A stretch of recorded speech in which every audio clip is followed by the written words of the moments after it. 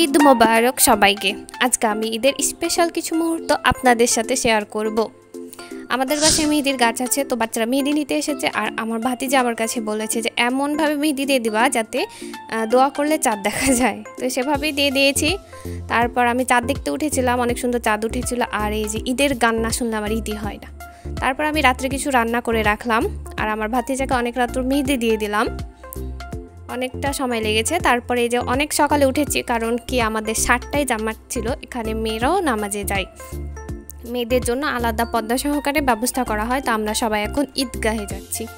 ঈদগাহে কিন্তু যাওয়ার মজাটা সব দেখা আলাদা, মানে ঈদের যে আনন্দ আমাদের এখানে মনে হয় যে ঈদগাহ কখন যাব সেটাই সব থেকে মজার হয়। ফ্যামিলির সবাই মিলে একসাথে ঈদগাহে নামাজ পড়তে যাই।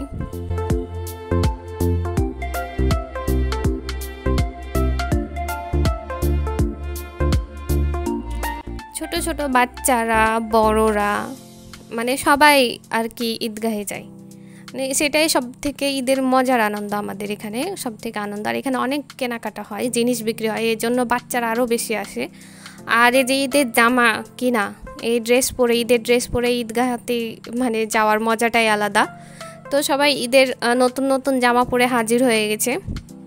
এখানে ছোট বড় সবার ঈদ ঈদ মানেই আনন্দ। ছোট ছোট বাচ্চারা দল বেঁধে হাঁটছে। আমরা একদম ঈদগাহে চলে আসলাম। এখানে ঈদ ময়দানে নামাজ হবে আর কি। এটা হলো মহিলাদের জামাত, মহিলাদের জন্য জায়গা। খুব ভিড় হয়, খুব ভিড় হয়। কয়েকটা গ্রাম থেকে আসে, আমাদের এখানে তো খুব ভিড় হয়। অনেক বড় জায়গা, খুব ভিড় হয়, খুবই খুবই ভালো লাগে।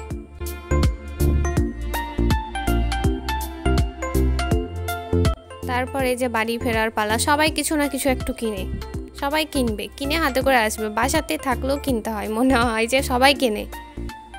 এখানে সবার হাতেই অল্প জিনিস থাকে। আর বাদাম তো মিস যাবে না, আমাদের এখানে বাদাম কেনাই লাগবে। মানে এমন একটা প্রচলন যে ঈদগাহতে গেলে বাদাম কেনা লাগবে। তো এখানে সবাই বাদাম কিনে, মানে কেউ মনে হয় না যে বাদ যায়। তো আমি একটু বাদাম কিনে নিলাম, এই যে বাদামের প্যাকেট। তারপর বাদাম কিনে আমিও বাড়ি চলে আসলাম।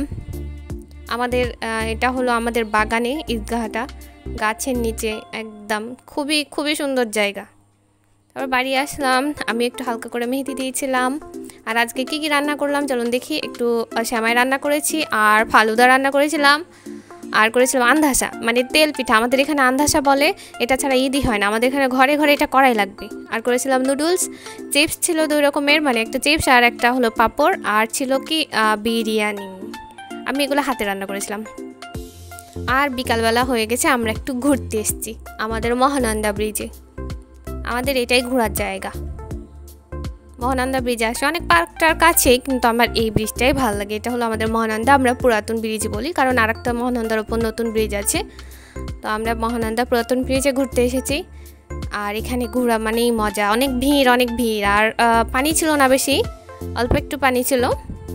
আর সেই জায়গাতে যে ধান লাগানো হয়েছে, ধানের ক্ষেতে যে মাঝখান দিয়ে লাইন আছে, সেগুলো তো অনেক অনেক ভিড়, দেখতেই পাচ্ছেন আপনারা কি পরিমাণ ভিড় হয়েছে। সবাই মনে হয় যে এখানে ঘুরতে এসছে।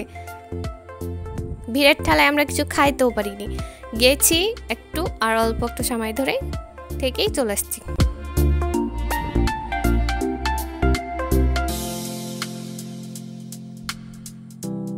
অনেক ভিড় ছিল এখানে, কেনাকাটার জিনিস অনেক বসেছিল, বাদাম, বাচ্চাদের খেলনা।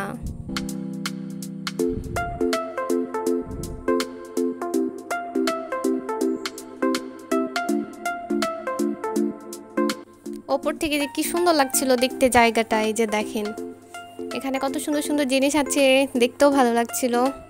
এই যে আমরা ভিড়ের মধ্যে ঢুকে পড়েছি, এখানে হরেক রকমের খেলনাপাতি বাচ্চাদের, তারপর খাবার দাবার ছিল, নাগরদোলাও ছিল। সবাই নতুন নতুন জামা পরে ঈদের আনন্দ ভাগ করে নিচ্ছে, মানে এখানে এসেছে আর কি। অনেক ভিড়, এই যে নাগরদোলা চলছে।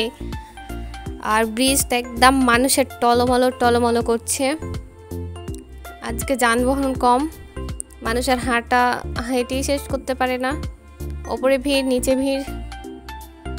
তারপর আমাদের বাড়ি ফেরার পালা, আমরা বাড়ি চলে আসলাম। আবারও সবাইকে একবার ঈদ মোবারক।